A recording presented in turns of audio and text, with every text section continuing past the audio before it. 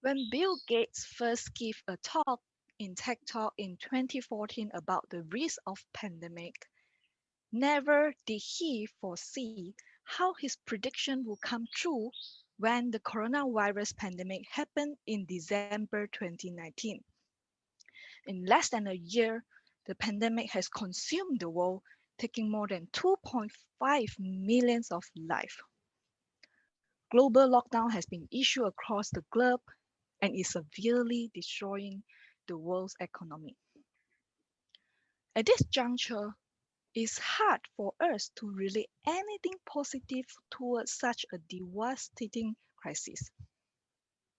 While the global economy damage caused by the pandemic has been magnified, we shall also see the flip side of the coin on how the pandemic could help us to slow down an even greater crisis of humanity, which is global warming and climate change. During the lockdown, most of us are staying at home and forced to stay indoors. So, during this period of time, have you ever noticed that the skies are bluer, the cities are free of haze, and the nature start to catch a breath?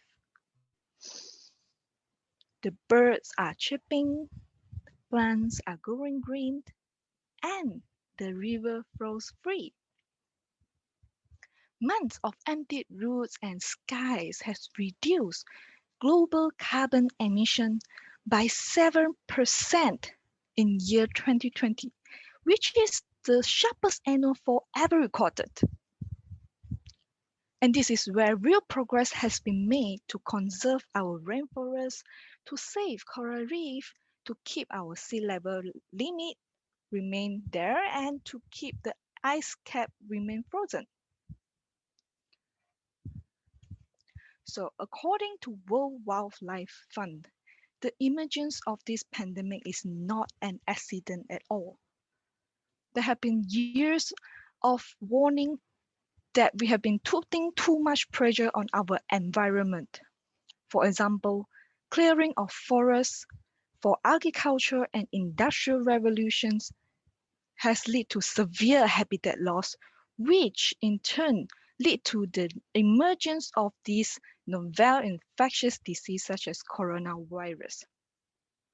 Even so, we as a human still continue to live as if we have another Earth at our disposal.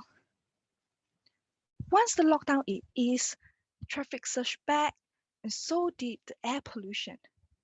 And what was left in our memory is just a glimpse of our future with cleaner air without the pollution from the factories and the vehicles.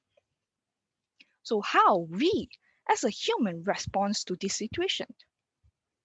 One of the key actions that is ongoing is to reduce the usage of fossil fuel, which will then reduce the carbon emission to the world as well.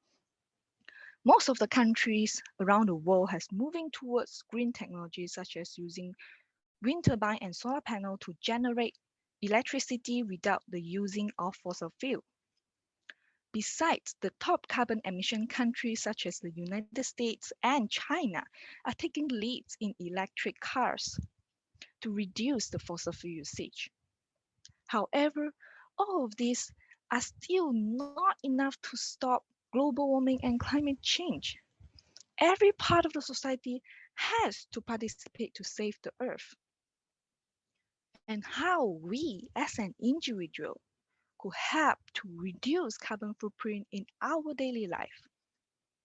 So firstly, when you are trying to buy a new electrical appliances, go with the one which is more energy efficient. Secondly, we should support local product over the imported one because less fossil fuel is used to transport them. And thirdly, before you start your car engine, try to think again. Do I really need to take a car? Whenever possible, try to go for a walk, cycle, or even carpool with the others. All of these are the small contributions that we can make, and together we can reduce a significant amount of carbon emission to the world. As quoted by our famous physicist Stephen Hawking, we humans will either need to colonize another planet in 100 years, or we will face the threat of extinction. The clock is ticking. Did you hear it? Tick tock, tick tock, tick tock. As we step into 2021, let us each take a small step to reduce carbon footprint in our daily life, and together we can make a big difference and ensure that there is still something left for our future generation to enjoy. Thank you, and back to you, Cyril.